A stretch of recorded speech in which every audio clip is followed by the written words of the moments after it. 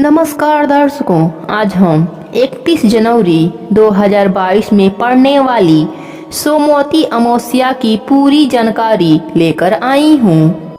हिंदू धर्म में सोमवती अमावस्या का विशेष महत्व होता है। पुराणों में कहा गया है कि इस दिन सुहागिन महिलाओं को अपने पति की दीर्घायु की कामना के लिए पूजा अर्चना करना चाहिए। इस दिन मौन व्रत रहने से सहस्त्र गोदान का फल प्राप्त होता है।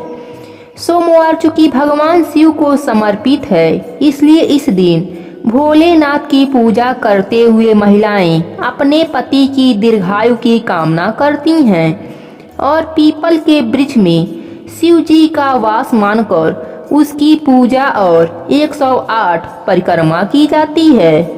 माघ मास में पड़ने वाली सोमवती अमावस्या का विशेष महत्व होता है।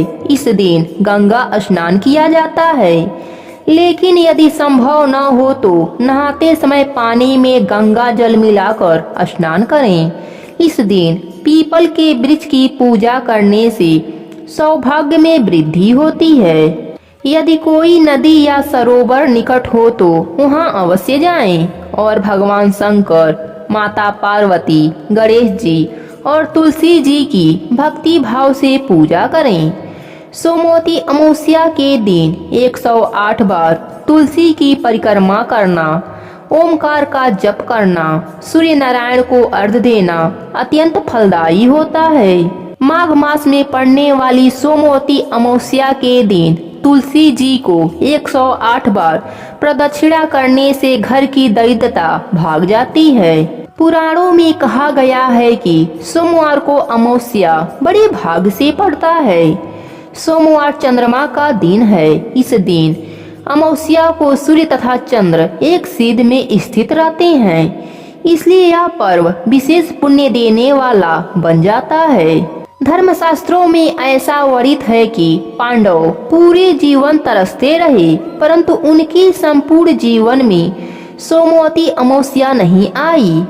2022 में 31 जनवरी को सोमवती अमावस्या है।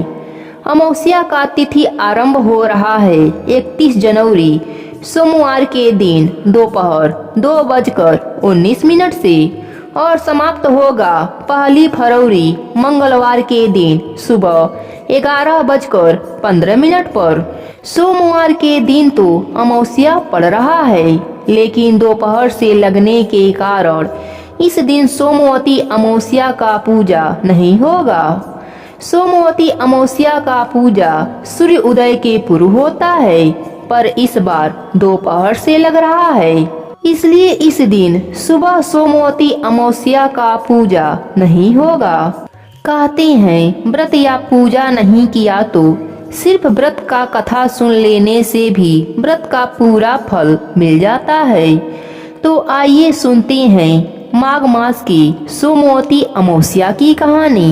एक गरीब ब्राह्मण परिवार था, जिसमें पति पत्नी के अलावा एक पुत्री भी थी। पुत्री धीरे धीरे बड़ी होने लगी। उस लड़की में समय के साथ सभी गुणों का विकास हो रहा था। लड़की सुंदर, संस्कारवान एवं गुणवान भी थी, लेकिन गरीब होने के कारण उसका विवाह नहीं हो पा रहा था। एक दिन उस ब्राह्मण के घर एक साधु पधारे, जो कि कन्या के सेवा भाव से काफी प्रसन्न हुए। कन्या को लंबी आयु का आशीर्वाद देते हुए साधु ने कहा कि कन्या के हथेली में विवाह का योग नहीं है। ब्राह्मण दंपति ने साधु से उपाय पूछा कि कन्या ऐसा क्या करे कि उसके हाथ में विवाह का योग बन जाए। साधु ने कुछ देर विचार करने के बाद अपनी अंतर्दृष्टि से ध्यान करके बताया कि कुछ दूरी पर एक गांव में सोना नाम की एक धोबी जात की एक महिला अपने बेटे और बहू के साथ रहती है, जो कि बहुत ही आचार विचार और संस्कार संपन्न तथा पति परायण है। यदि यह कन्या उसकी सेवा करे और वह महिला इसकी शादी में अपने मांग का सिंदूर लगा दे, उसके बाद इस कन्या का विवाह हो तो इस कन्या का विधवा योग मिट जाएगा। साधु ने यह भी बताया कि वह महिला कहीं आती जाती नहीं है, यह बात सुनकर ब्राह्मणी ने अपने बेटी से धोबिन की सेवा करने की बात कही। कन्या मान गई। अब हर रोज धोबिन के घर जाकर सफाई और अन्य सारे काम करके अपने घर वापस आ जाती। सोना धोबन अपने बहू से कहती है कि तुम तो सुबह ही उठकर सारे काम कर लेती हो और पता भी नहीं चलता। बहू ने कहा कि माँ जी, मैंने तो सोचा कि आप ही सुबह उठकर सारे काम खुद ही खत्म कर लेती हैं। मैं तो देर से उठती हूँ। इस पर दोनों सास बहू निगरानी करने लगी कि कौन है जो सुबह ही घर का सारा काम करके चला जाता है। कई दिनों के बाद धोबन ने देखा कि एक कन्या मुंह अंधेरे घर में आती है और सारे काम करने के बाद चली जाती है। जब वह जाने लगी तो सोना धोबन उसे पकड़ लिया और पूछने लगी कि आप कौन हैं और इस तरह छुपकर मेरे घर की चाकरी क्यों करती हैं। तब कन्या ने साधु द्वारा कही गई सारी बात बताई। सोना धोबन पति परायण थी, उसमें तेज था, वह तैयार हो गई। सोना धोबन के पति थोड़ा अस्वस्थ थे। उसने अपने बहू से अपने लौट आने तक घर पर ही रहने को कहा। सोना धोबन ने जैसे ही अपने मांग का सिंदूर कन्या के मांग में लगाया, उसके पति मर गए।